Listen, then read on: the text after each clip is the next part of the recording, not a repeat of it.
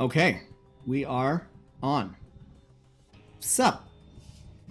Hey. Hey! All right, welcome to the. I gotta get myself ready for proper talking mode. Hold on. All right. Hi, everybody. Welcome to the weekend edition of the Nostrocker Morning Review. Today we are going to talk with Browntown about noobs and good people and what the difference is. What's up, Browntown? Hey man, how you doing? Super good. Can I say Kelly? We can just call each other by human names. Is that cool? I think that's totally fine. Sweet. Okay. I'll probably call you dude or buddy. All right, that works too. I go by all of those. Yes. Yeah. So we've kind of covered what we want to talk about, but basically, I think what kind of got me onto this idea of talking about specifically like the differences and choices and stuff was I fucked something up at the beginning of my game, and then it was like, oh, that probably doesn't matter, and you were like, yeah, you worry about a lot of stupid shit. And I was thinking, like, that's probably true, but now, like, which of the shit that I'm worrying about is stupid? Like, and it got me just thinking, like, I don't know. Like, I'm worried about splitting my drones at the beginning, but then I walk an army into a choke and die or something. Yeah, So, that's kind of what I was referring to, really. yeah. It's like things that are like crucially important to success in a game. It seems like you might just not at this moment fully understand how important they are. Mm-hmm. So like you'll make an action, just send some units off, send an army off to do something, but where that army was going to attack is just a huge defensive position with stuff that will completely slaughter you, and then you go back and look at it and you're losing this fight horribly, and Yeah. yeah, Yeah, yeah. it can be a problem. It can be a problem. Yeah, absolutely. I think a lot of the problem with me in fights specifically is that I'm taking them. I'm still sort of on like that vibe train of just like a move and keep macroing, but I think I'm not totally keeping the macro up actually, probably at all. But also, like I think we've talked about, it's probably at a point in like plat where you can't do that anymore. Like people are going to actually fight you and stuff. Yeah. Um. I think Yeah. Go ahead. I was just gonna say, I think at like different points in the game too, the prioritization of actions needs to change a little bit. So like, yeah, there are, leading up into the early to mid game, like transitioning into the mid game, yeah, you're pretty much macroing nonstop there. Little bits of micro here and there, defending a Reaper, defending some Lings, whatever. But then once you get into the mid game, units are out on the map, things are interacting a little bit more. It's going to start requiring a lot of focus on that. Mm-hmm. I think a good example of this prioritization of actions thing is that clip I sent you of parting the other day, Right. where he Yeah. just like micro those immortals like a son of a gun, just for probably like it was like a minute straight or something, right? It was. Yeah. He knew that those ravagers that were coming up to his base, they had to die no matter what. Yeah. All he needed to do was just make sure that those dies, keep his mortals alive, and build a few probes, and then he can play the game from then. Yeah. He's like a super high level world class player, and he had like 800 minerals and a bunch of gas and shit. But at that point, it didn't really matter so much to spend all that. He just needed to stay alive. I noticed he was still making probes too. Yeah, It's insane. You had a split second to press Yeah. 5E or 6E or whatever his hotkeys are to build a couple probes, and then back to micro. So I guess this kind of brings up like a good point that maybe is really hard to like study and get in without experience, but which is like knowing the significance of the events that are happening. Like, because sometimes I'll see a fight and I'll just be like, okay, well, if that army dies, does it really matter? Because I'm going to get this expansion and I'm going to fix my bases and everything.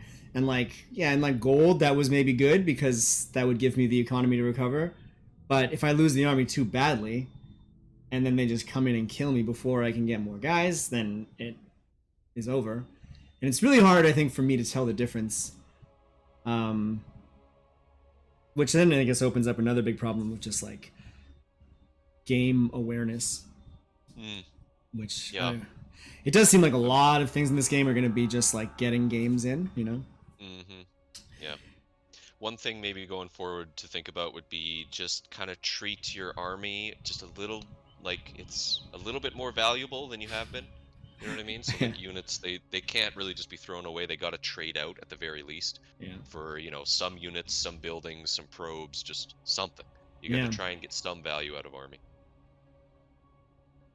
Yeah, I think I have a bit of a problem with like I never really want to retreat, and I like really dive in to get things, and Mm, yeah, yeah, yeah, it's yeah. Kind definitely. of being decisive about fights is going to become very important too. Hmm. Like if you know, especially against Protoss, for example, they got all those goddamn lasers and storms and shit. And you Yeah, try and take a fight against that, and it's not quite the right position or not quite the right time, you just lose everything, yeah, and yeah, that's it. yeah. Jeez.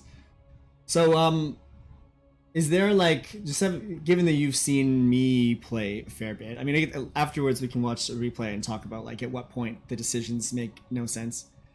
Right, right. But do you generally feel like there's like a specific point where the things that I'm doing are just illogical? Like, is there a point where it's like you should be teching up now and you're not, or you should be like fighting and you're not, or you should be retreating and you're not? Like, do you find any trends in watching me or like other people who are new?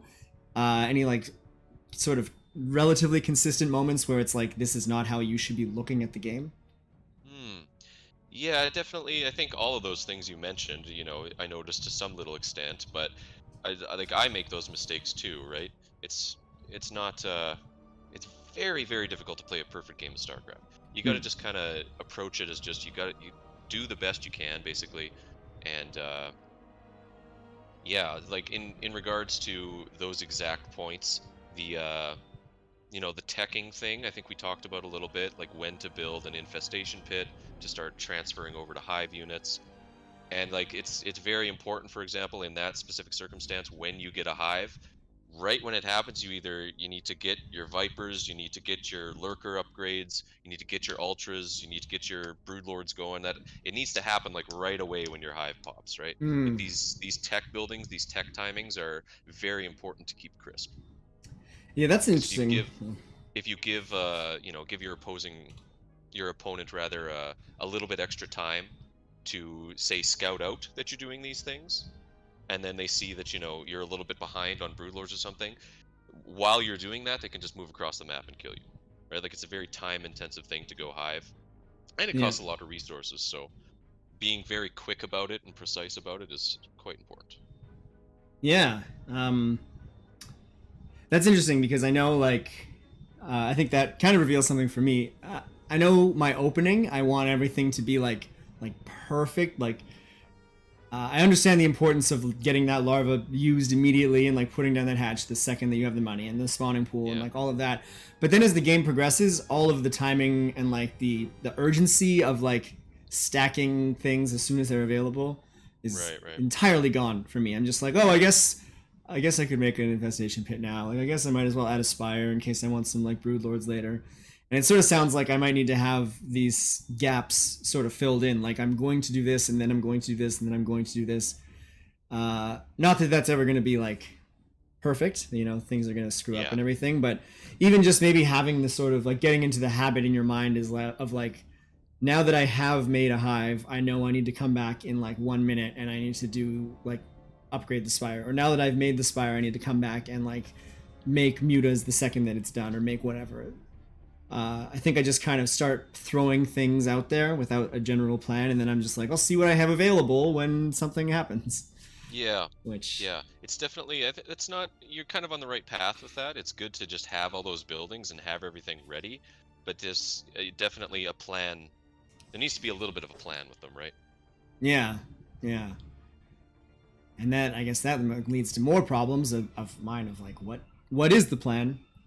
It Yeah, sort of seems like every time you start to think of like, oh, let's just find something to fix, the answer ends up being that everything just needs to be raised a little bit. Like, you need more information to make the decisions. You need like the habit and like the understanding of how these tech paths are going to go and like where you're going to move with them and how you're going to get them out quickly. Whoa, that's a lot. it is a lot. It's a There's no whole doubt damn lot. about it. Yeah. Yeah, yeah, yeah. I definitely think like just adding in that hive tech at an appropriate time in your games will relieve a lot of your stresses from Protoss. That's for sure. Yeah. Even ultras are, they can be quite good against Protoss. They do need, you need a little bit of support with them though. Like you need kind of Ultraling Bane or Ultra Hydra, or you know, you need something with them. If you just try and make pure ultras and they have, say, a bunch of immortals, you're they're probably just going to melt Mm. before you know, before they can even engage. But if Yeah. there's 100 lings with 5 ultras or something, then that army's probably going to get wrecked Yeah, I because think the immortals will start attacking like lings, and they just won't kill the ultras fast enough. right. And I think that's probably another thing that I should start thinking more about is like diversifying my army a little bit, because I've basically still been on this whole like I'll just make a shitload of hydras, and now I'm kind of adding in lurkers a little bit, but I can see how like just having some lings and some banes in these armies would be considerably valuable. Totally. 'Cause I'm noticing that like whenever I get mad at these end game fights, I'm fighting against very well-rounded army. Like when it's like when I'm pissed off at like Mech Terran, they have sieged tanks and they have front line of a bunch of Marines with medevacs, and they've got Thors and like maybe some Widow Mines and stuff, and I'm just running at them with like 200 Hydras. Yeah. And trying to like move in, like get the tanks, which is just diving everything in closer and probably causing more damage. Yeah, I'd imagine it almost feels like you're going into an impossible battle. Which Like a battle that just cannot be won. might be the case. Yeah. Certainly might be the case. Yeah. Yeah. So that's kind of why I'm, either the transitioning into hive thing, or just using your army a little bit I don't know, a little bit more thoughtfully, I guess. Yeah. Like one thing, especially like you said with mech like that, Terran mech, one thing you can do against that is split the army up just like Protoss. Because mech is powerful when it's together. But if you can, get them to pull a few units this way, a few units that way, and then consolidate for an attack on an area that's been weakened up a little bit, not even by you killing units, but by him separating his army, right? Yeah. You can manipulate the way people play by moving your army around and threatening positions. And I guess like if you as Zerg, if I split them up and I take 2 fights and I lose one and I win the other one just by chance of like the sizes of the armies, that kind of puts me at an advantage, right? Because I have cheap, quick units to produce, and they do not have. Yeah, that. exactly. You're trading away kind of like almost throwaway units. I wouldn't call Hydras throwaway units because they're actually a little bit expensive. But yeah, you're trading much more replaceable units for their high value units, their high cost units that are very strong in, either a good offensive or a good defensive position. Yeah. So if you can do that, and like you said in that specific situation there, if you split up and you lose one fight but win the other, you're probably going to win the other quite hard. And then from then, you're going to have a strong position, say, at their 4th or 3rd base, or maybe even at their natural. Maybe you attack when they're on 3 bases. You have half your army at their 3rd, half your army in their natural. And, you win the fight, say, around the natural, you push into their base. If you can get on top of their production and stuff, start killing tech buildings, nexus probes. And then while you're doing that, you rebuild army, maybe keep sending it over to the 3rd, just like never let off the pressure. Yeah. You can really start pulling people apart. Yeah, absolutely. I feel like that's sort of what ends up happening to me a lot, and I think I feel like what it is people. Well, we talked about this as well, but like people know when they're ready to fight, and I kind of don't have that, so I'm just panicking because I have too much supply, and I'm going in, and I'm taking bad fights, and they're just holding back, and like maybe even sacrificing their expansion, but just keeping their army in it, and so they know I'm not going to get any further. And then they kill my attacking force without too many losses, rebuild their expansion, continue building up their big army, and then I go back and I'm now like kind of on the back foot trying to rebuild. Yeah. And they just eventually they're ready, and then they take the fight that they want to take. I think that's actually a really big thing, is like understanding what fights I do want and what fights I don't want, and then controlling which I go with, Yeah, I think that makes sense. Yeah, I really, like I said, I haven't really been thinking about armies and fights very much. Just been so focused on like macro and shit, which I think is now suffering as I try to like figure out fights and stuff. I'm like letting all of that slip, and I feel like in the last that's true. Yeah, but I feel like the last 24 hours was like getting kind of rocky because I started like spreading my attention thin between trying new things and trying to just by trying to like let the stuff I already kind of know be like automatic, but it's not at that point yet, so it starts slipping, and then I try and do other stuff which I don't fully understand, so then that's not good. Right. I really feel like it's been like worse games overall. Becomes frustrating, doesn't it? Certainly it does. I do. I was gonna say I like a lot of the games I've seen from you. You try and implement Nidus, right? And I think that's really good. That's a very good tool to, like I said, kind of pull people apart, or Hmm.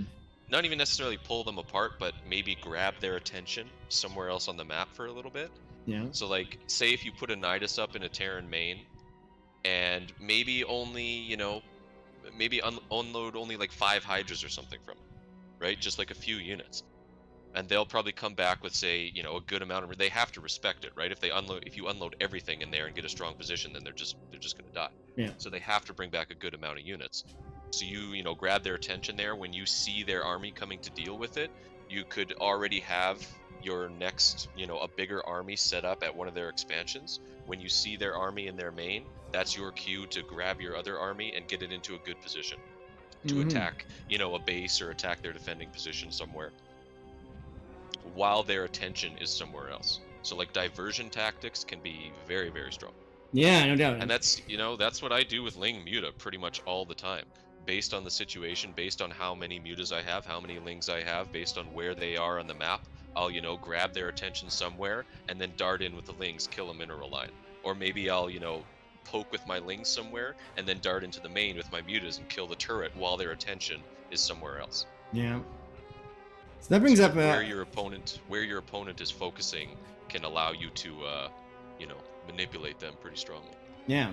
That brings up another question for me, which is when you're doing all of these like harass runs and distractions and stuff, are you getting information on like where you want to go beforehand, or are you just like constantly poking and just getting little bits of details? Because I feel like when I start thinking about going into their base, I don't know where I want to go. I don't know what they have, and then that attack kind of turns into a scouting run. But then it's like, if what I scouted was that I'm fucked, then they die. And Right. it's like, are you right. using lots of like overlords, or like just having lings run around and check things out, or like where are you getting information?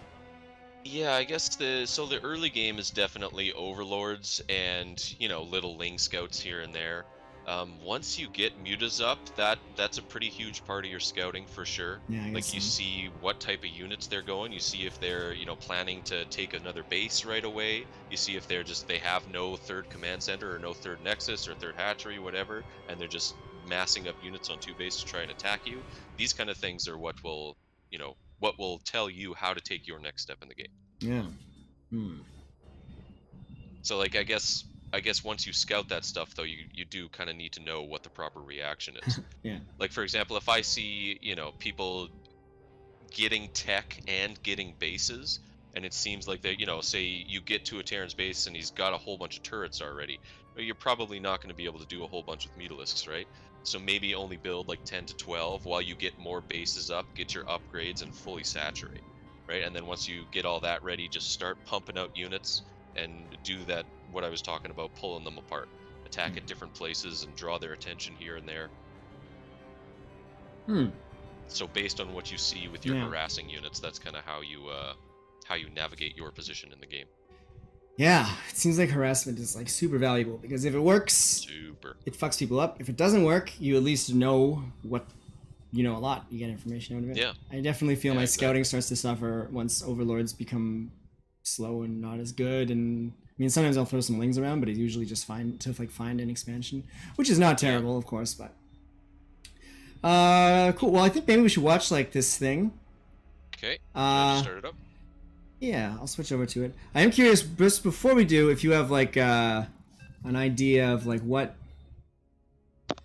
if you had to say like one thing that is, oops, I pressed the, oh, that's the right button. One thing that seems like the most obvious sort of failure in noob play.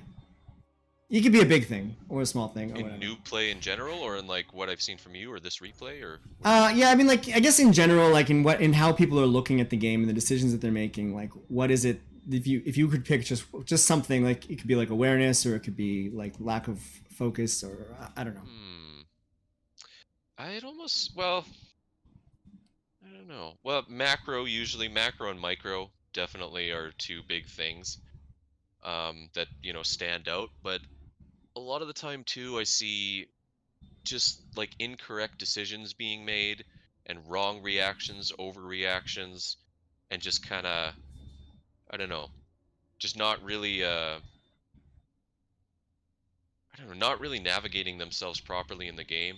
But that's a weird thing to say, I think, because that takes just a ridiculous amount of practice. No Yeah. one's going to be able to just hop onto StarCraft and intuit how to navigate themselves through a game perfectly. It just takes a lot of games. It takes a lot of practice. So I guess the main thing, macro, micro, Yeah. would be the better things to say and to focus on. But like for you, for example, I think you have a relatively good foundation in macro. It's just when when more starts happening in the game, obviously it's harder to do. It's harder to keep up. It's harder to remember. Yeah.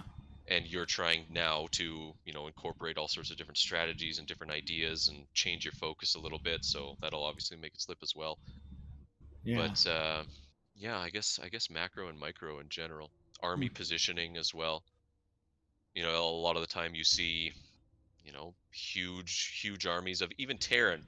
They'll have a full maxed out army of like Marines, Marauders, Medivacs, and they'll do the same thing. They'll just walk into Colossus and Storm, and their army will disappear. Hmm. Whereas Terran, for example, with the high DPS of their units, them especially splitting up a Protoss player or splitting up a Zerg player just becomes ridiculously strong. You get a couple medevacs and a whole bunch of marines in your main base in a good position behind mineral lines. It's very hard to take care of. While you're doing that, they'll hit other places on the map. That's a really strong thing for Terra, Yeah, I've definitely noticed. as is with most races. Yeah. Yeah. Well, so as usual, the answer is not just do this and you win. It's fucking Nope. learn to play the game slowly, and yeah, it's tough. Slowly but surely. Okay, Speed this up a little bit, hey? I think so. For the start. So I guess the two things Openings are I'm very wondering is just important, like, though, for okay. sure. No, go ahead. Go ahead. I was gonna say, I'm both curious what you think about what I have done and like where, at certain key points where you would say like, now that I see this, I would do everything differently. You know. Right. Okay. So commenting on what is there, but also commenting on what's not there. Yeah.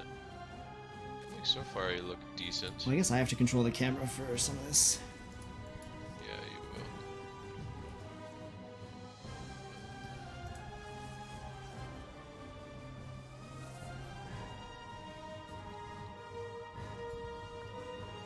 Some Overlord, right? Okay.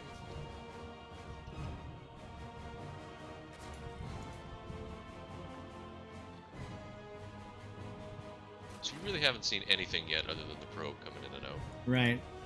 So you're just doing your opening thing. Opening looks fine. Yep. Got your Overlord on time. Supply blocked, you got your queens. So one thing I guess to talk about might be like, we'll pause here. So I see something that needs some thought, is keeping guys in gas or not. This is actually a really important thing for Zerg. Like, managing your economy becomes just incredibly important. Just having 2 extra drones mining minerals for a little while will allow you to, get your queens a little bit quicker, get your third base a little bit quicker. A lot of Zerg is how many minerals you can get early on. Okay. Like, if you can get a full 3 base saturation set up with a bunch of queens and defensive position and whatnot, and then start mining all your gas and start to get like all your upgrades at once and all your units at once. It's always about squeezing out as many drones as you can before you start getting tech, before you start getting units and shit. Okay. So like right here, when I get ling speed, especially against Protoss, I would probably pull 2 guys off of gas. I have heard So that like a lot. yeah, so like, and it, this might be a little thing, but I would, my focus when I'm getting up to 100 gas would be to be over my extractor. As a guy returns, 92 gas, pull him off. As he returns 96 gas, pull him off, and then set them to your natural, while you leave 1 in gas mining just 4 at a time. Hmm. Then you can at least accumulate a small little bank, but you're still focusing on minerals, right? Yeah. And then the trick becomes when to put guys back into gas, but we can talk about that in a second here. Yeah. All right. So like when you keep mining gas like this, the way that I kind of think about how I progress in the game is spending my gas like as I get it. So like obviously you got your your metabolic boost right when you had 100.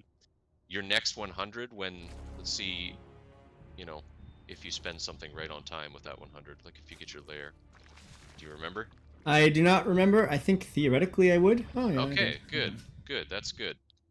But I I think mean, right that's now, like the okay, last and you time can that do I another think about queen. my gas value, to be honest. Like Oh, I really? think about Okay. those two, but I don't. Then I just make things, and if I'm out of gas, I take more extractors. Like I don't Yeah. really have Yeah. a timing. Like I think after this point, when I don't even actually know, I don't always get metabolic boost. But after this point, I just start taking bases and gases kind of just as I feel Just like I need willy-nilly. them. Like if I'm oversaturating, I grab more gas. If I feel like it's a little bit late, I add more gas. So I'm not really aggressively thinking about like this is the right time. Right, right.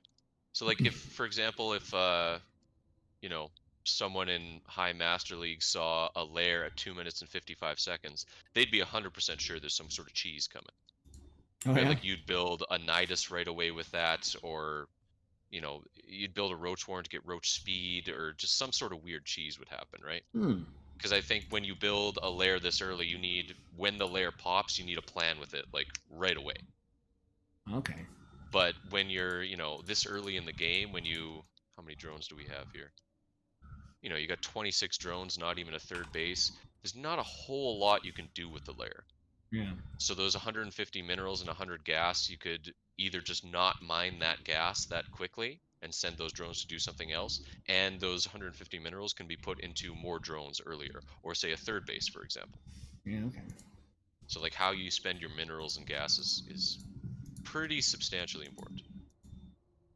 Hmm. So that's just kind of like your setup in early game here. It's a little bit off. It's not terrible, but it's a little bit off. I would definitely be doing things differently. Yeah. Okay. So it seems like again, this a lot of this is coming down to like having a plan that goes a few steps beyond like you're making the layer for a reason to get something that requires a layer Exactly. in exactly Exactly. the amount of time it takes for the layer, Yeah. and Yeah. otherwise And it's just not necessary. yeah, it's just not necessary. Exactly. And one thing I think important to mention too with this speedling opening that you're doing here, like when the Zergling speed finishes, you basically have full map control, Hmm. right? Because nothing's going to be able to contest fastlings like that. Depending what you see, a couple of depths, you build 8 lings. If there's a couple of depths and a few zealots, build like 12 to 14 lings. And then you can defend it with queens and lings on your creep, right? If they come to try and attack you. And Yeah. if they commit to your base with that stuff, you kill all their stuff, you take your lings across the map, put some pressure on them while you take a third base, while you get more drones, etc., etc. Hmm.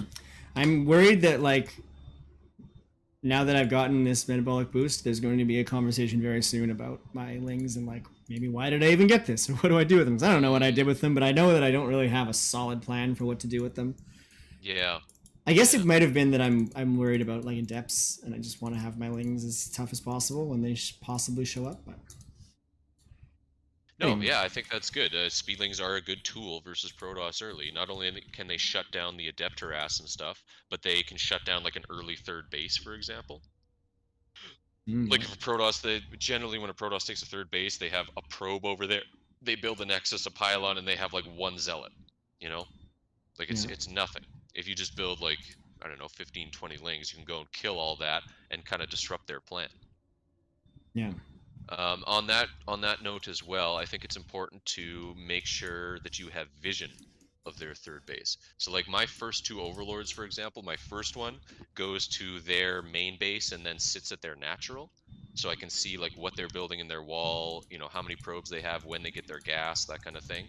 And then the Hmm. next overlord will go to their most likely third base.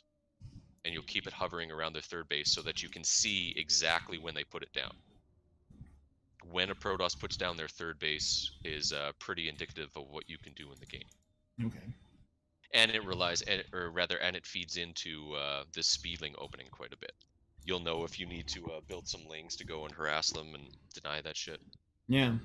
Okay. So I guess the main takeaway so far would be, if you're doing a speedling opening, just keep in mind that that's basically you're taking map control is what you want to do with that, so that you can get up your third base, get your drones up safely, build a few more queens, etc., etc. And always, always, always when you're doing a speedling opening, take those two guys off gas so that Okay. you can get a little bit more mineral income.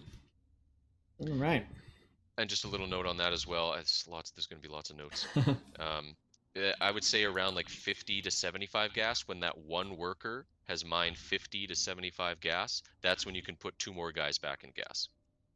Okay. And then say by the time you do that, your next queen will finish. You'll have 100 gas by the time, you know, another queen finishes from that main hatchery. So you can start your layer like that. You'll have way more drones. Like you could be, you know, fully saturated basically at, you know, 3.5 to 4 minutes, which it Okay. might still be, but Yeah, I guess I can see that. Yeah, I don't. I definitely rarely use the layer right away unless I'm doing, well, like like the roach cheese thing. It's not a right, cheese, but it's yeah. like a pretty heavy on. It's a pretty heavy attack for sure. Yeah. But you're taking a third base behind it and like getting upgrades and shit, right? So Yeah, it's a build, I would say. It's a yeah. build. And I guess like it comes from the vibe thing of not. I think his idea is like not giving you a build, is like giving you a way of thinking about things, and I think Yeah, this is yeah, just like definitely. he's not going to make you get a bunch of queens because he doesn't want you to deal with fighting with queens. I think so. He's just like make Mm, one queen. Now you are done with that base as queen, so you might as well just get the layer now. But yeah. um, I think now you're going to start to want more queens pretty quick. yeah, Just to be able to defend a little bit better. The queens are so good at defending, man, against like almost everything. They got the transfuse, they just sit back in strong positions in mineral lines, they can spread all your creep.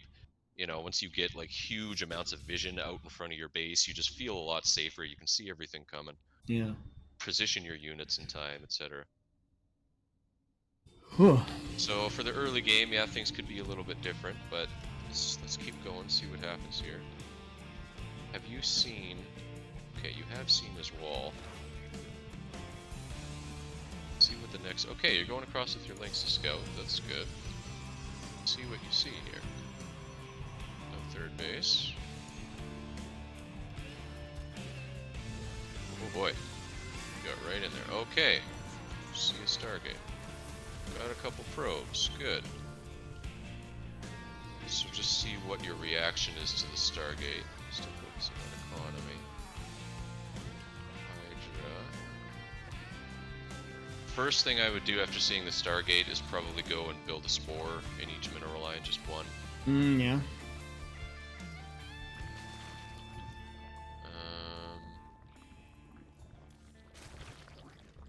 Okay, so you're like pretty much all droned up now.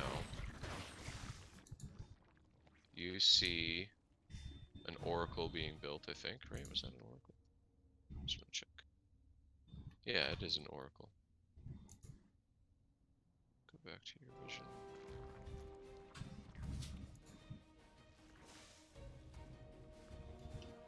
Yeah, honest to God, man, I would say right now. Queen complete, ready to creep. Okay, so it looks like your thought process was maybe get hydras real quick to deal with the air stuff? Yeah. Is that it? Okay. Yeah.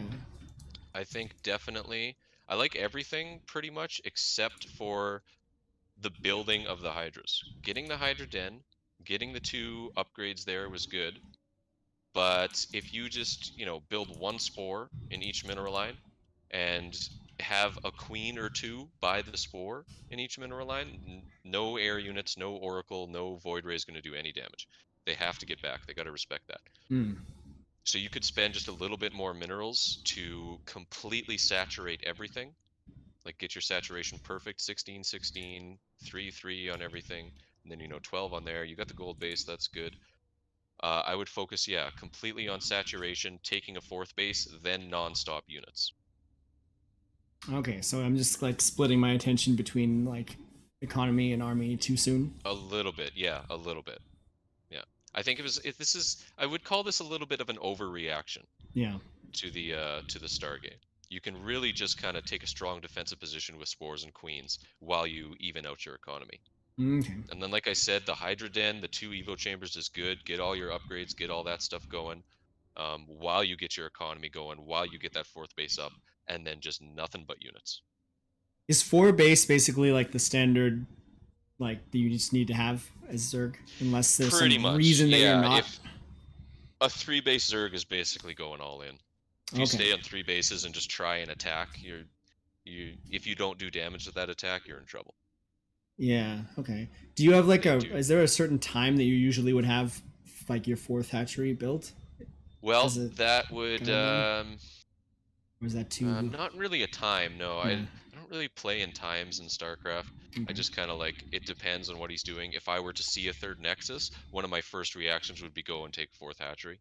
Yeah. So like it kind of depends how they're setting their things up Yeah. in the game. But I think, like maybe about 6 minutes, 6.5 minutes, I think would be a pretty standard time Mm. for a fourth hatchery. Maybe if you saw this guy, like with those lings up there when you first scouted, if you saw that he was taking a third Nexus really quick, that's fine. Take your fourth base at like 5 minutes and then worry about all that stuff that I was talking about. Getting Yeah. your upgrades, getting your tech choice, but not necessarily building those tech units right away.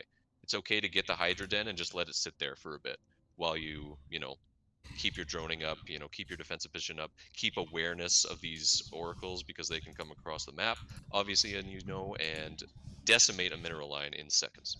Mm-hmm. So just be aware of those oracles while droning up, while getting your upgrades, all that stuff. But I mean, this is going to be good for this first oracle. He can't do shit there. The Hydras can't do shit there either. Well, and this is, it's important to note that you fended off the Oracle just fine, but you could have also fended off the Oracle and already have full saturation on everything, and already be taking your fourth base. You know what I mean? Yeah. Like, you could have defended it and been a little bit in a better position yourself in the game. Right. Because it's like those 6 Hydras is like my fourth base, and like extractors. Exactly. Yeah. And the larva from 6 drones. And... Yep. Also, another thing that allows you to just focus a little bit more on macro is kind of just staying at your bases, and building drones and stuff. You'll be a little bit more in the mindset of just defending and making sure that you're safe everywhere. So main base saturation is a little bit off there. Yeah, I wonder what I did. Not replacing things you as I probably built. just like forgot about it a little bit. The other bases look pretty good. You got you're on full 4 base saturation already. That's pretty sick. Creep spread's looking good. So from here on out, like we should be. What do you have for 68 drones? I would just build like 2 more drones and then nothing but units. Yeah. And I think maybe a queue after those oracles came by and did like little to nothing. These 18 Hydras and 4 Lings, if you look at what he's got, well, the army would contest it, I would say. But you could go up with those and just like poke and see what he has, and just start building nothing but units behind it, keep rallying them to his third base there. Yeah. He would probably die. Because looking at it, yeah, I'm at a pretty big advantage right now. Well, now he's just got those advantage. Templars. But yeah, I have huge advantage. economy. I've had the gold forever. Yeah. So even if I lose like way more income, yeah, my supply is Dude, 150 yeah, to 90. I was not really. Yeah. See, this is something I don't really 26 consider. Hydras and 4 Lings to 6 Templar that don't have Storm, 6 Stalkers, and 9 Zealots. Yeah. Right now, if you go across the map, you just win the game. Flat out. Boy. Yeah, maybe I'm just like constantly just waiting too long. Like I'm so scared about failing that I want to have like the biggest army possible. But what I'm aiming towards is a bad big army, and they're aiming towards a good big army. So Yeah. I think this is probably why I get so frustrated, is because I feel like I'm doing really well, and maybe there is a point in the game where I am doing really well, but it's not lasting, and I'm not coming in at this opportunity. Yeah. Other than like the few little kind of build order things that I've been mentioning and order of operations and how to do everything, your setup right now is fucking fantastic. It's like really, really good. You're getting +2 already on there. It looks like you were a little bit late on the armor upgrade, but that's fine. You got your infestation pit too. Fucking get that all army hotkey and just move across the map right now, and that's game. That is game. Is he even upgrading Storm? Where's his Templar thing? Okay, yeah, Storm's going to be done soonish. Another reason to just get across there and go attack him. Yeah. I think maybe you're like, for you, a 150, 160 supply benchmark would be the time to just get everything and go across the map. Yeah, I guess like that. This is probably a point in the game where Hydras are maybe at their like peak, right? Because yeah, absolutely. After this, yeah, like once the Storm shows up, they're significantly hampered. Yeah. It looks like he's gonna have like 1, 2, 3, 4, 5. So he's gonna have a lot of storms by the time you get over there. But if you were to, like on this map, for example, if you bring all your hydras over to where his third base is and just use both of the ramps to go up and attack, like half on the one side, half on the other side, Yeah. it's gonna be really hard for him to split up his storms properly and kill everything before you just wipe everything out, right? Right. Yeah. And then even with the trades, you just keep, select larva and hold down the H key and just rally units across. And Right. I really don't see much way for this guy to hold. How much does a storm cost? 75. So he only gets one storm for each of these guys anyway, right now. Yeah. If I come Yeah, this early. that's right. And I mean, you can take a little bit of damage on the storm and just select your hydras, move back a little bit, Yeah. right? You don't have to just like sit in the entire storm and take all the damage. Yeah. That's an important thing to mention for sure. Hmm. I honestly, I think your setup is great. I think you just need to be aggressive a little bit sooner. Yeah. And I think, like, I don't know, 82 drones might be a little bit excessive. Like, imagine if you went up to like 74 or something, you'd have full 4-base saturation with all the gas and everything, and you'd have like 35 to 40 hydras right now or something. Yeah. Put Yeah. 10 more larvae into hydras, you'd have a much stronger army, and you'd still have a full economy. Like 80 drones is great, but you really, I don't know, you're not gonna spend every mineral that you're getting from these 80 drones. Right. Yeah. You're I'm not sure even my gonna money spend is going every to mineral you're stack getting up. from like 74 or 76. So Yeah. I think my Yeah, I think concern, you're like I'm always worried about something happening early, so then I'm like, oh, I gotta get these extra units and stuff. So I just like splitting between army and drones. Like I agree that if I made drones, that would be good, but I just worry that like, what if I only have drones and they come in and do something? But I can see how like Yeah. I saw Stargate, so if I had just made the spores, then I would have been fine with the queens and the spores. Yeah. A few spores, a few queens, and like it's really, the difference between say building, evening out your economy first and getting the units after is probably going to be like 15-20 seconds. It's not like a whole okay. So you attacked into a huge army. You see this? Yes. Yeah. And you're not looking at it. So that's definitely huge right there. Oh god, and he's got Colossi and everything. Yes, So- let's see how this goes. This is the point where I start to say fuck Protoss. Yeah, that was tough for sure. But I can also see how it was like a little bit late because 2 minutes ago he didn't have all of this. Yeah, he didn't have shit. So now like I'm looking at this as me. I know that he doesn't have this third. So I know he's on 3 and I know he has the gold. But I know that I've just gotten like a 5th thing. I know that I feel like I'm doing pretty good. I know that I had good army supply when I went into that, and it's just kind of fucking nuked and he's still got a pretty good amount left. So this is the point where I start to say fuck Protoss. Yep. Unfortunately, it did kind of like you traded out a little bit, but not anywhere near enough. It Yeah. did kind of feel like a bit of a throwaway of the army. If again, like just a few hydras up on this ramp over here attacking his. Oh, you could have just slipped him right in. There's even a gap on the wall there Oh, where yeah. his gateways are. You Yeah. could have just slipped him right in, went right to the minerals. While he's doing that, then you can move in with your hydras and. And I guess in this case, like splitting them would have been huge because they all Would have got been like huge. splashed horribly. Yeah. Totally. Yeah. And even like, yeah, just a little bit more focus on the army. And that, Yeah. like, the idea, I see it quite a bit when I'm watching your games on stream. You'll like, and I imagine this comes from the Bronze to GM thing, but you'll attack into an army and then just go back and do something else and not look at it. Yeah. I know I mentioned it before, but that's, yeah, that's a huge hindrance for you right now for sure. Maybe you gotta move away from that now. Yeah.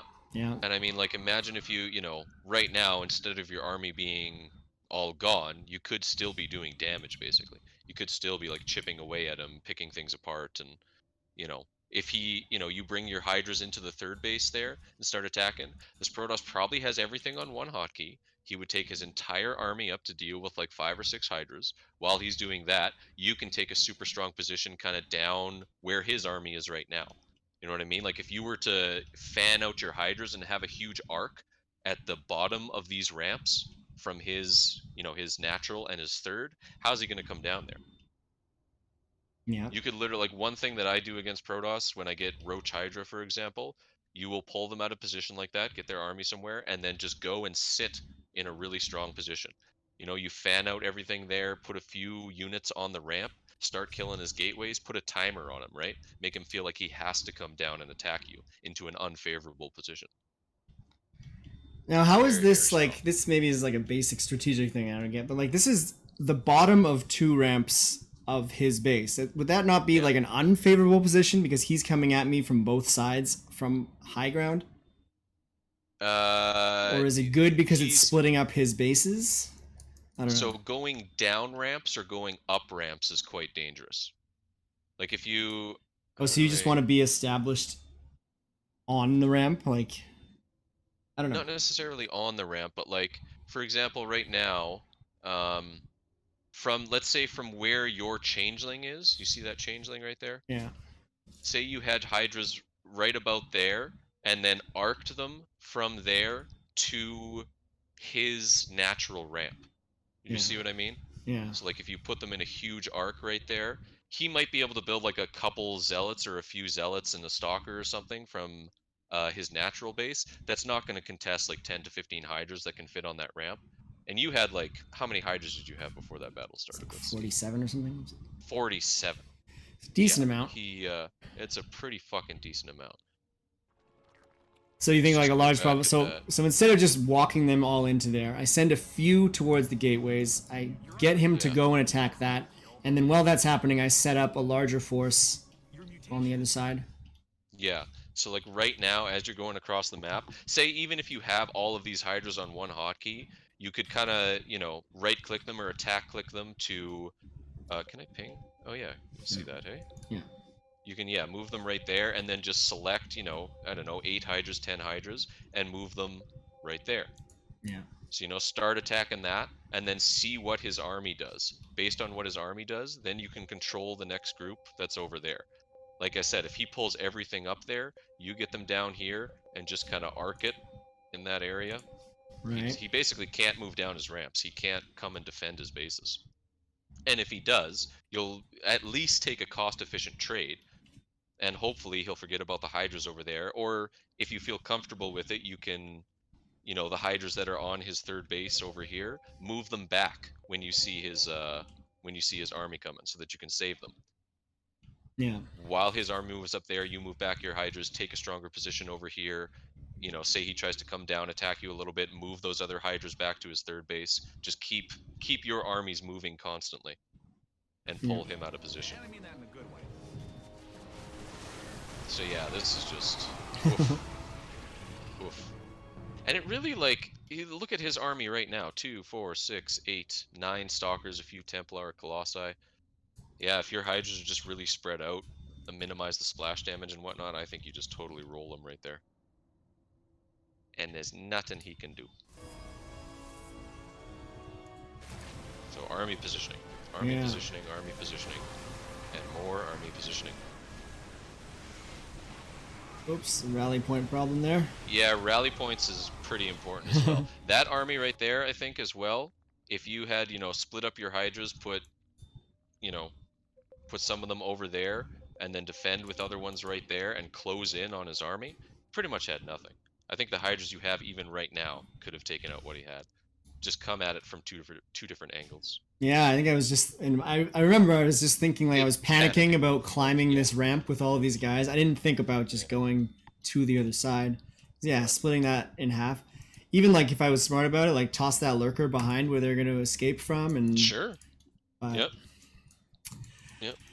oh, but So there's like still that these army, decisions yeah, hard to that make. army didn't necessarily need to kill that base. Probably good. Or even if it did kill that base, you could at least let him not get away with the army. Yeah, it's annoying actually too because like I'm still way ahead of him in supply. This is You are, and look at how much fucking money he has. yeah. He's on 3 base with like, you know, almost 4 grand resources. That is tough. That is tough. What is Yeah. his plan here? He's got a couple upgrades. That's something. I mean, as I recall, this Enough. is all he does. He just makes Colossus. They add the Templars, and that's like that's Yeah. the game.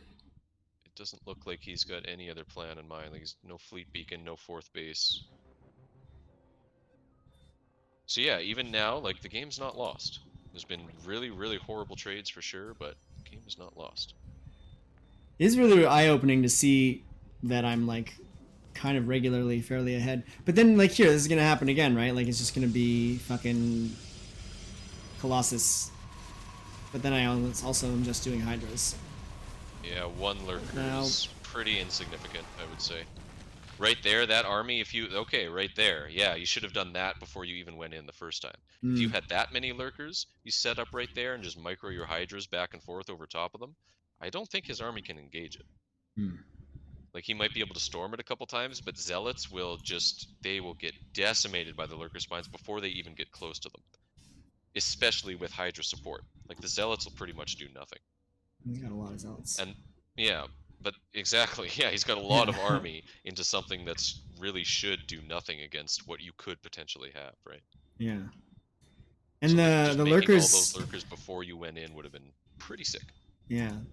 Oh, I guess I don't know the upgrade, but the lurkers. Do the lurkers need the upgrade to outrange the Colossus, or do they automatically outrange the Colossus? Yeah, I think they need the upgrade. Yeah. Still though. Yeah. That's... We could are they the same range right now? Or are they one? Okay, no, they're one less right now. That might be a little bit of a problem. Yeah. Oh, But shit. you have had high for a little bit, so those lurker upgrades could have been... Yeah, and I probably... tiny Oh, bit I feel sooner. gassed though. I feel like I remember in this one being like, did Really you starved host a for gas. Protoss stream? No Protoss. No Protoss person. Somebody raided me with a party of 15 people. There's never been 15 people here before. No Protoss. This is a no Protoss zone. Thank you. We're just discussing how to deal with the Protoss menace. Hoping to just turn this game into the ZVT. All get Protoss out. Anyway, yeah, so I remember this part actually too. I keep on making Hydras until I have full, I'm like maxed, and then I'm fucked because I can't make any lurkers. So then I go and attack and throw a bunch of shit away, and then I make lurkers, but now it's, I don't know, it's rough. Hey, Yeah, thank you, Smile. I'm gonna do my best. I think both the armies you had were super good. They just could have been split up and used a little bit differently. Seems pretty consistent, like using the army, choosing the fights. I'm not like Yeah. I'm losing winning situations. If we look at units lost, look on that tab right now. Oh yeah. Yikes. Yikes. More than double. Yeah, all right. That was a huge part of that, just like that huge Hydra army that went in and Yeah. got obliterated. Man, and so annoying, like, I just seeing from this perspective, like, just like you said, like, not even a micro thing, just put one of them here and one of them here, and then just, like, make the Protoss make a decision, and then I can just push on whichever side I have the better chance on, right? Yeah, it definitely, like, it doesn't take a whole lot of micro, it just takes planning, basically. Yeah. Putting things in the right position, and then where I said to arc your units out between his his third and his natural, that will take a little bit of micro, because they'll he'll come down and aggro your units Yeah. and try and pull them up the ramp so he can kill them a little bit easier. So you want, when he does that, attack a couple times, move everything back. Yeah. So like this might be a position you're in such a good economic position, like every single time. Just do like a couple injects maybe, and then go back to the battle. Yeah. Yeah, I suppose. I'm really focused on macro, obviously, but like the macro is in service of making an army that wins fights, and Exactly. if I'm just throwing them away, like there's no amount of economy that's going to give me unlimited resources. It's what I'm gonna need if I keep walking into lasers. You're setting yourself up real nice. Just the armies are getting kind of tossed into the wind. I have to say this is actually a little bit more encouraging than I thought it would be, because I guess I knew that I was making big mistakes, but I didn't realize where I was doing things, like where things were going well. Like, I guess when, like, following the Bronze GM, when he's talking about being way ahead of everybody by having good macro, this is what he means. It's just that I'm not doing anything with it. Yeah, I think that's pretty accurate. Like I said, both of these armies, like let's see what happens to these lurkers here. I don't think it's going to be good. 3,500 No, maybe not, but we're gonna see anyways. The separate hotkeys too for Hydras and Lurkers. You start getting used to that. Yeah. So you definitely want to be able to micro those Lurkers independently. Yeah. So like right now, if those Lurkers just went up to that ramp, looks like you're doing that. That's good. Burrow him. Just kill everything. Okay, so. Okay. Yeah, definitely you wanted to just stay burrowed there. Oh yeah. Like if he just, oh yeah, you're gonna lose everything. I can tell without it even playing. Everything's That's gonna what I die was because trying to avoid. Okay. Yeah, well, you were in a a position where he comes behind you like that. You kind of have to just take the fight. If Okay. you try and burrow and run away, you're just gonna lose everything. Yeah. All right.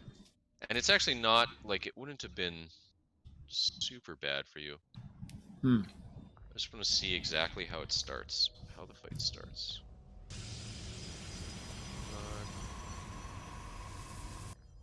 Okay. We'll slow it down a bit. He thinks about going that way, then he comes this way. Okay. So you see these zealots that like go in there, they're dying before they even touch your lurkers. Right?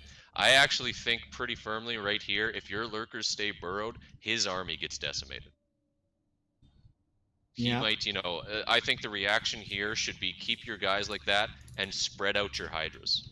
So, grab a little bit on the far right of your Hydras, right-click them up the ramp a bit, grab on the left, right-click them to the left a bit, and just spread them out so that they're in an arc.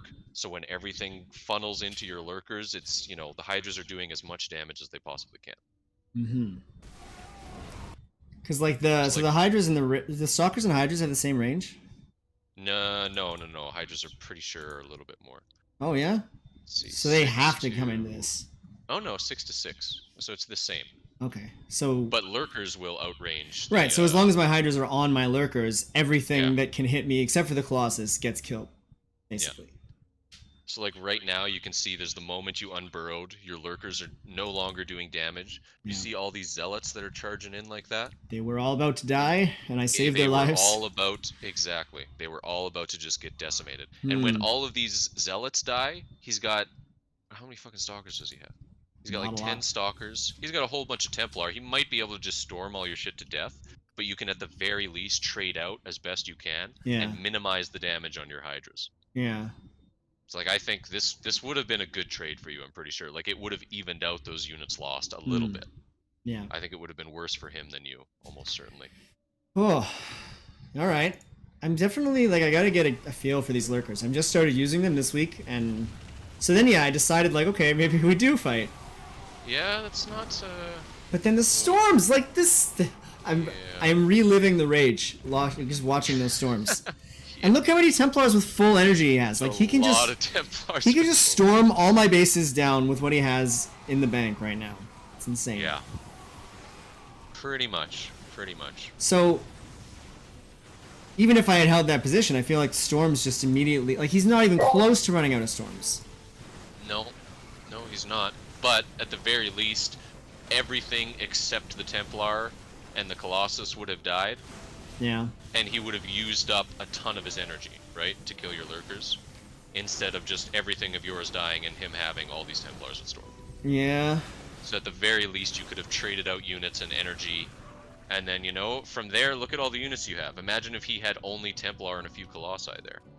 Yeah. Oh, you got the base back here, too. That's not bad. Yeah, I went like crazy on expanding, maybe a little too crazy. Yeah. So this one, I imagine just fucking storm to death again. Looking at it, I also basically went into a choke of minerals. Yes. So that's probably... Maybe I would have wanted to like bring them back around to my main and up down this ramp. Yeah. Or stay at the top, like sacrifice this space, which doesn't matter anyway, and just hold the top.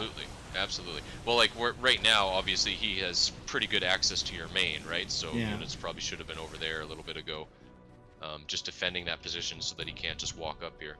Yeah. Unfortunately, that didn't happen, and he just walks up there. It looks like I'm going... Oh, I think I thought about a counter, and then I thought, no, I'll go back here. And then storms! Storms. And then Storms. And like he's not even scratching the surface of his Templar energy. Yeah. So in all honesty, I feel like looking at this fight, I don't understand what I could do with what units I have, because like how do you deal with, what is this, 15, 14 Templars with most of which have full energy? Is there a cooldown on Storm? Or it's just energy. Like it's just you can just. It's just energy. Yeah. So. There's no cooldown on. Well, there's a 1 second cooldown. Right. Yeah. Okay. So when you have 14, pretty much. Like I don't even understand. If I was in like the unit tester, I don't know how to beat this with like equal supply. It's so many storms. Like maybe. It's tough. I don't know. Positioning, really. You kind of have to come at them from multiple angles, like I've been saying. Yeah. It's just like, kind of not let them get into these advantageous positions. Like you definitely, on multiple occasions, you had the army to just kind of either box them in to their position or box them out from a position that you don't want them to have. You know what I mean? Yeah, so just like covering, just like you beat by which you mean just covering their exits or like covering it so they can't go into a place or whatever. So like. Yeah, exactly. I guess I kind of. Covering. Yeah. Covering ramps, covering choke points, covering positions on the map that you just don't want them to move into, basically. I do think kind of like after that, after the lurker debacle over here, that might have been it. That might have been the nail in the coffin. Yeah, there's like 10 seconds of them being unburrowed. Because that would have wiped out probably most of these stalkers, most of the zealots that were there. And I was actually, now looking at it now, I came really close on 2 of those colossi. So, like, if those go away, definitely, like, the Templar have the storms, which is obviously a big deal, but they are a limited number of storms, and it's all they have. So if the rest of the army is weakened... One thing that would probably happen too with this Protoss, because he's got everything on one hotkey, you can see his whole army moving around at the same time. Yeah. He would kind of attack click onto where your lurkers are, and it seems unlikely he would manually select all of his Templar and try and run them back. He'd probably just try and storm right away, and then, Templars have an attack too, right? Oh, do they? So they would just walk into your lurkers. Hmm. I feel pretty certain he probably would have just walked everything in, and they would have got decimated. Yeah. Oh man. Army positioning. Yeah. Army positioning. Well, I definitely. And all those little things that I mentioned at the start of the game too, like that's probably actually not super important for you right now. Yeah. Just little things to think about, like if you're getting that Zergling speed really early. You can get a third base a little bit earlier. You can take map control. You can get into what you're doing a little bit sooner if you feel comfortable with that. If not, I would say just keep doing what you're doing, because you had the right setup, you had the economy, you had the right armies. They just weren't quite being used properly. Yeah. Yeah, like I definitely want to get into thinking about like optimizing things a little bit more and everything. Yeah. But so I'll certainly, I see no reason not to. Like especially thinking about like the rush to layer to get Hydras. The only reason I really want Hydras early is in case something comes from the air. So if I just scout if there's any potential air or not, and then just extra queens spores, that's a exactly. I think that's a reasonable solution. And a couple to a few queens is very strong defense against air. And then I guess instead of making the layer right away, then I can just make an extra queen in the main right away. And now I have extra queens for creep-in and for defense. And queens are actually like a pretty big advantage early on, because it's like free production, right? Like you don't need larvae. Yeah, exactly. You can do them concurrently. They have a good amount of HP too. Like they're decent tanks. Yeah, they're super good. They definitely round out that early game a fair bit. Most def. Huh. A lot of Zerg comes down to like how do you use your minerals to stay alive in the early game so that you can get your tech units up. Mm-hmm. You know what I mean? So like you want to grab an abundance of minerals so you can get all these tools to stay alive. Yeah. So that you can get into your Hydra Lurker, Hydraling Bane, your Mutas, whatever you're doing. Yeah. So thinking about this now, like this is gonna get a little out of this game and more to specific theoretical stuff. But like with the Protoss, the stuff that I need to worry about early would be like in terms of like standard just harassment stuff would be 2 adepts or an oracle or maybe like a couple minutes later like some phoenixes or something. Is Yeah, that that sounds about right. Like at least the first wave of harass. yeah. There is some Protosses like to, they'll attack with a couple adepts. They'll make a couple more and just like keep adding on. So it can get up to, 4 to 6, maybe even 8 adepts kind of early-ish, which can be scary. It's like if you kind of need exponentially more lings as they build more adepts, because when adepts stay close together, they already do more damage versus light. And then if Zerglings can't get individual surrounds on them, it becomes a little bit tougher for sure. So that's a thing to keep an eye on if they're building more adepts, which remember at the start of the game I said I put one of my overlords by their natural so I can see shit. Yeah. Right. Oops.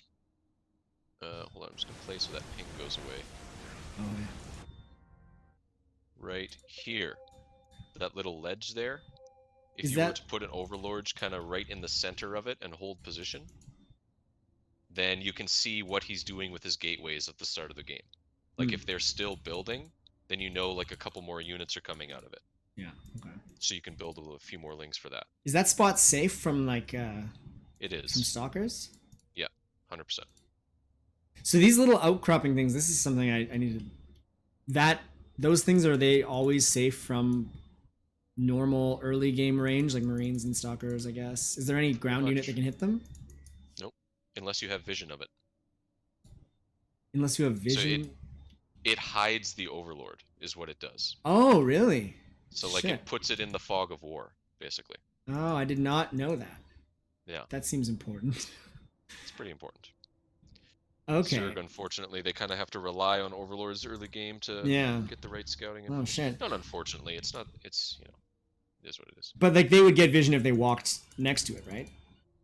No, No? Oh, they need like air vision because it's like they need an air vision. If this Colossus Oh. walks next to it, then Right, yeah, you yeah. can see it because Oh, Colossus okay. can Fucking see up hell. close and shit. How did I get this far without knowing that? I was just putting them kind of at the rock because I thought people couldn't shoot them for some reason. I don't know why. So that's like that would also be like this guy and any of those like just tiny little rocks that stick up Yeah. like that. Yeah, those pillars. Yeah. Huh. Wow. You can hide overlords on them. So like if your overlord starts getting attacked or something right there, you just like select it immediately, right click in the center of that thing. Yeah. And Right. then just hold. And it Yeah, and then just hold. Jeez, Luis. How did Jeez I get Louise. this far? It's a good thing to know for sure. Yeah. So going back to the opening thing, if I see the Stargate, I just do Spore. If I don't see anything weird, like if I'm just seeing gates, I might want to just have like, would you go extra lings or would you just watch? You just keep watching to see if you see adepts coming up. Yeah, like if you see several extra gateways going down, with the way that you opened up there, I would maybe suggest like, delaying the third base a little bit and building a couple spines, maybe. So spines, it's very possible that they're going to come and mess with you with gateway units. And spines are pretty good against gateway units, I gotta say. So if you see many gateways early, you would assume early gateway units, or would you Early think pressure for Oh, yeah. sure. Okay. Yeah, I would say if you see a bunch of gateways, it's likely that they went for a Twilight Council. Twilight Mhm. Council either, you can get Resonating Glaives for Adepts or Charge for Zealots. You don't really see Blink openings versus Zerg. Zerglings shut down Blink Stalkers pretty hard. You just make enough of them, so it's not that great of a strat. So if they weren't making extra gates, that would mean they didn't have the intention to make a lot of units. But they're saving money for something. Would that maybe just mean it's like macro? Like if they just have like a gate and a core? Yeah, so like if you go into their base and you see not really many gateways and maybe just like one tech building and not a whole lot going on, I would maybe check their third bases, see if they're taking another Nexus. That kind of thing.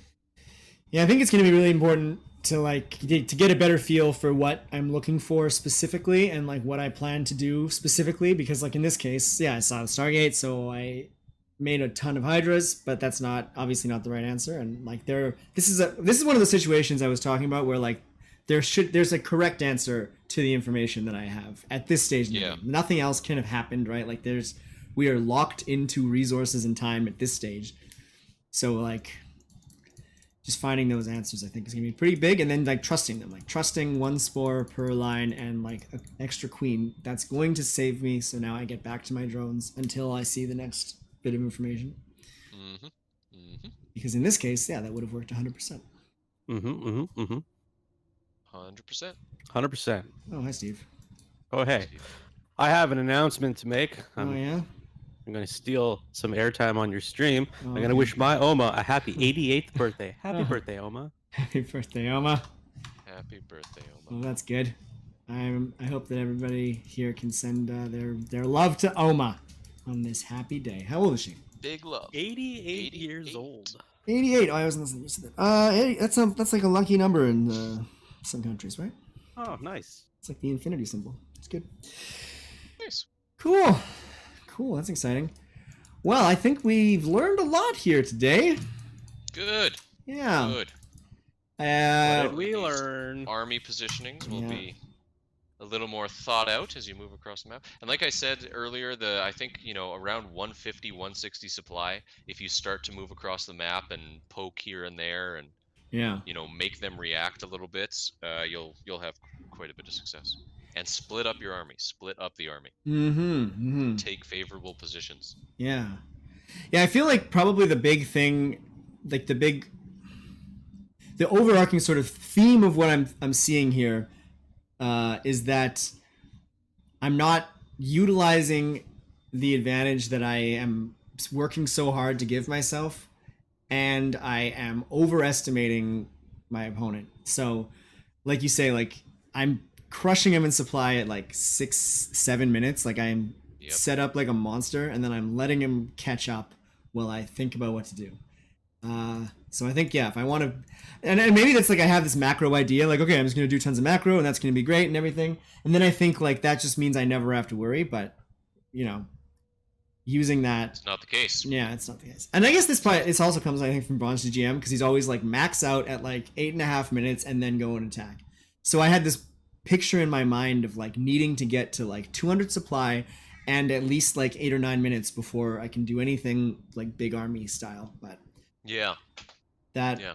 I mean, well, like I said, it got me to gold, but oh yeah, this guy's economic advantage works best when you are constantly trading. Yeah, that's huge. Like I'm not I see what he trading says at all. there. That's important for sure, but yeah, you gotta make sure that the trades are you can't just trade like a whole stalker army or a whole Hydra army for a few stalkers. The Right. trades have to be somewhat Right, yeah. not necessarily favorable, but they have to be good or decent.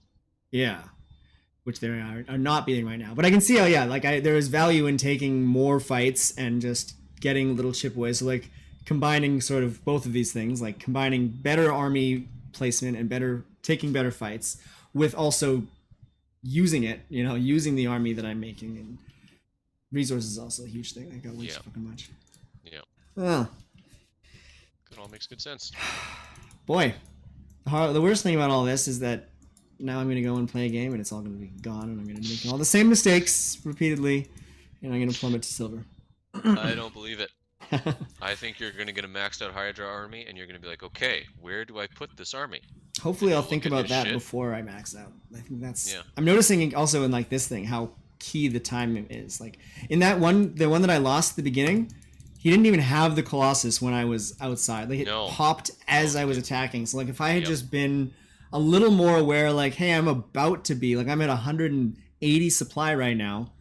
Yeah. Let's figure out where we're going to go. Like even just send the last 20 supply into the That's fight when it's already started. exactly why right? I say, at 150, 160, Mm. start going across the map and just Right. keep building stuff. Yeah. And just So like that would keep pretty much sending do it it. across with you, start taking trades, start, Yeah.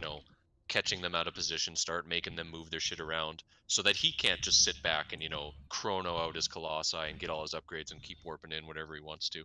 Yeah. You gotta start to make him react a little bit. The only thing that concerns me right now is that, like, I think a problem I'm still going to have is, like, reading the situation when I'm not looking at the whole game that has already happened. Because I always, like, going back to that whole, like, making a bunch of Hydras at the beginning, I'm always so worried, especially now as people are harassing more and more in Plat. Like, I'm always just scared of something like happening that I'm not ready for. Like, what if Yeah. his DTs all of a sudden? Like, what if Void Race shows up? Like, he had one Stargate. Like, what if there were more Stargates? I don't know. Like, I'm just always fucking scared. Like, the possibilities. Scary game. It's a scary game. Yeah, but I guess reading stuff and I mean a little scouting. Like changelings are pretty good. I mean, I guess at this point when I knew what he had. Yeah, with the Stargate, you mean, when you scouted the Stargate? Yeah, well, and then like throwing in like the. Oh, actually, I don't know if I scouted his first army, but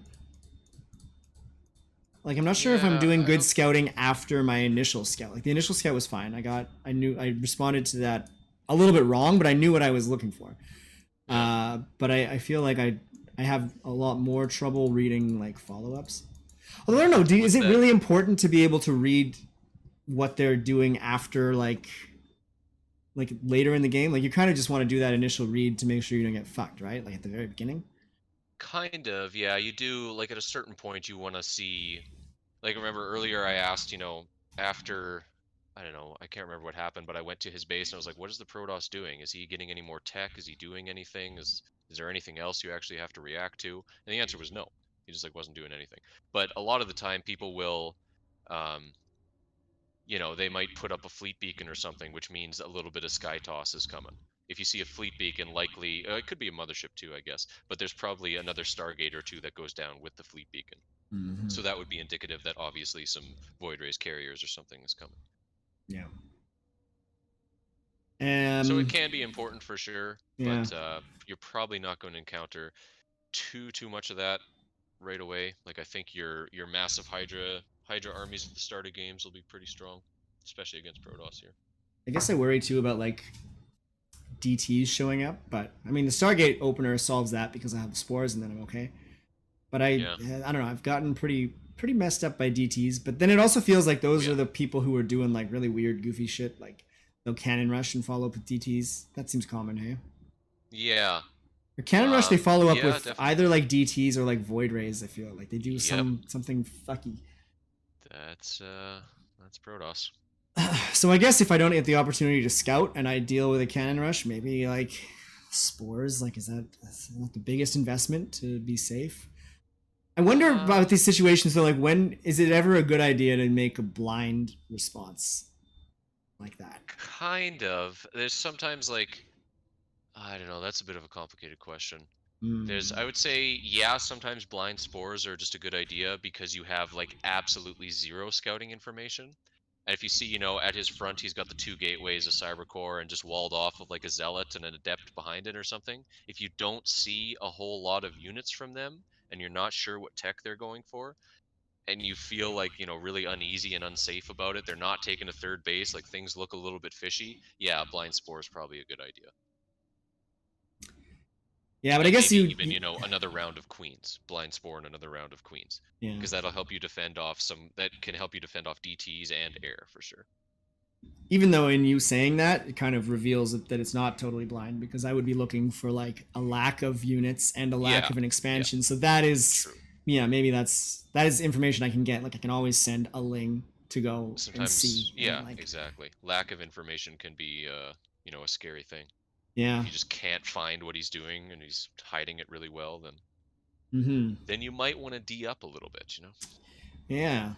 Because basically, like the lack of expansion is always aggression, right? Like, or just stupidity, because like it could be just like taking a really late third base or something. Like this guy, all he did was send a couple oracles across the map. They died. He did next to nothing with his oracles. Then he was just like, oh, I'll just go take a third base. Yeah. I'll just walk right up there after doing nothing with my harass and boom, take it. Yeah. So. Yep. Cool. All right. Well, I guess that probably covers this game. I'm just gonna die in the next 3 minutes, obviously, and that'll be that. Yeah, we don't need to watch you suffer. Cool. That one. Oops. That's the wrong button. Yeah. All right. Lots of fucking stuff to learn. It's kind of exciting though, getting to the point where like the thing I got to deal with now is fighting people. That's cool. Like it's not a one-player game. It's not a macro game. You got to learn about the art of war. Yep. And even like I mentioned too, like there are a bunch of little things I mentioned for the start of the game that you could be set up a little bit better, but honestly, you were set up so good by the time that it came time to trade armies and stuff, that if you didn't change anything right now, it wouldn't be super hugely detrimental. Yeah. You'll start to face people, once you rank up, obviously, that'll, like, their oracle timings, for example, will be much, much tighter, much, much quicker.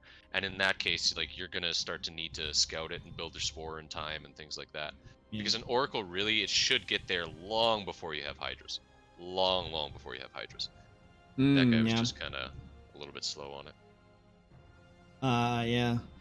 Yeah, these replays and like watching other like replay analysis and stuff, it's definitely helping me see like how bad everybody is at this level. So I think that's definitely something to consider, like especially when you go on like these like lose streaks like I'm sort of on right now. You start just thinking like everyone is amazing. They're all flawless and I can't do anything against them. And then you watch the replay and you're like, oh, I fucked that up. I fucked that up. I fucked that up. I was in an amazing position here and I did nothing. They fucked that up. Like, it's always nice to go back in the game and just see, because obviously, StarCraft, a game of incomplete information.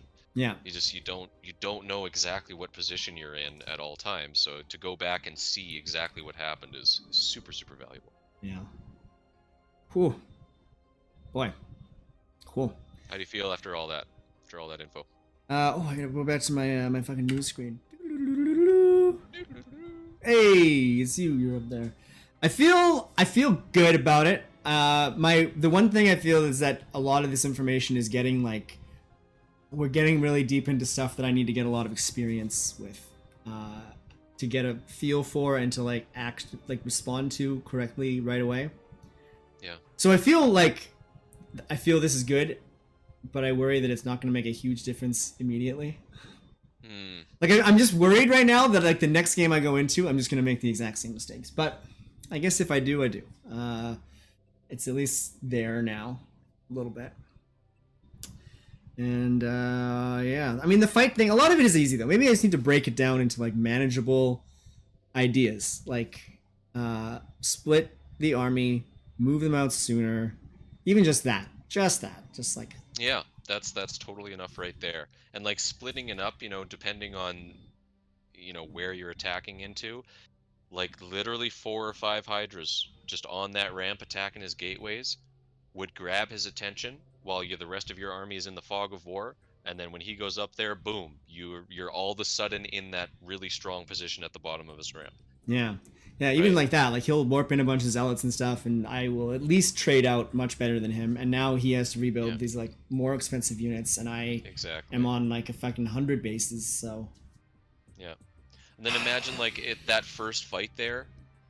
If you would have done like traded there well enough so that his army got whittled down to say just like a couple Templar, the Colossus, and a couple Zealots left or something, that's pretty much nothing.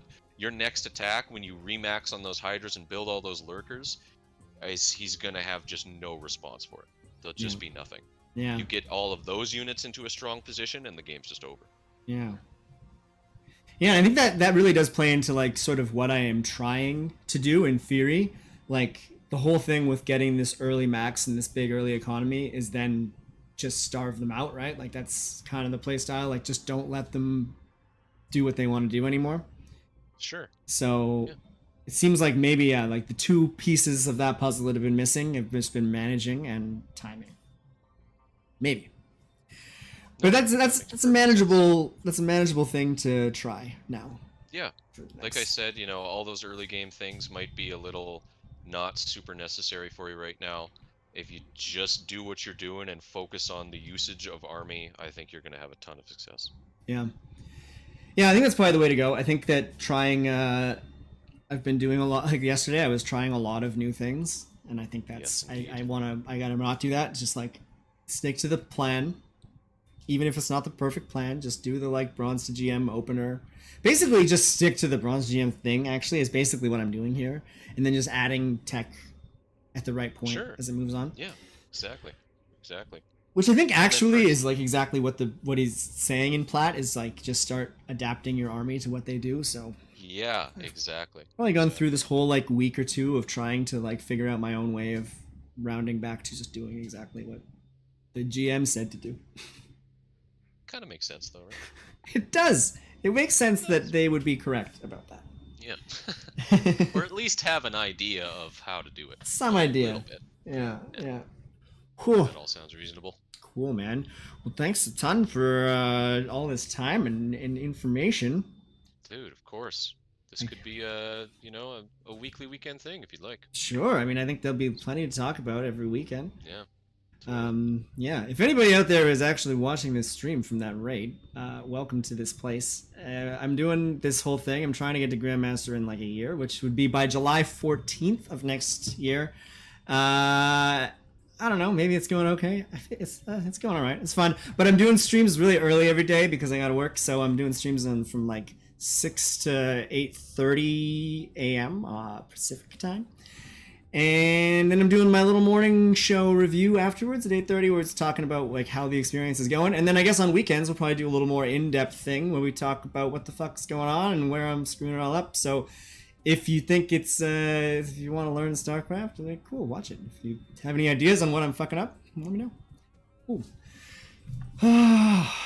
Nick's been, or Nostrocker here has been really good at explaining his thought process as he's doing everything, and he's got a consistent stream schedule, consistently doing his morning reviews. He's certainly trying he's to always talk. around. He's always playing. Wow, for those 2 stream. hours in the morning. Thank you for that. Cool. I think I'm gonna take a little break for now, and then also watching you, dude. That's the creepy name. Oh. I think I'm gonna take a little break, and then I'm gonna play some games and try and implement this information. So Sounds good, man. I'll be back in a little bit. See y'all. Thanks. No, Nostrocker Force out. Whoosh.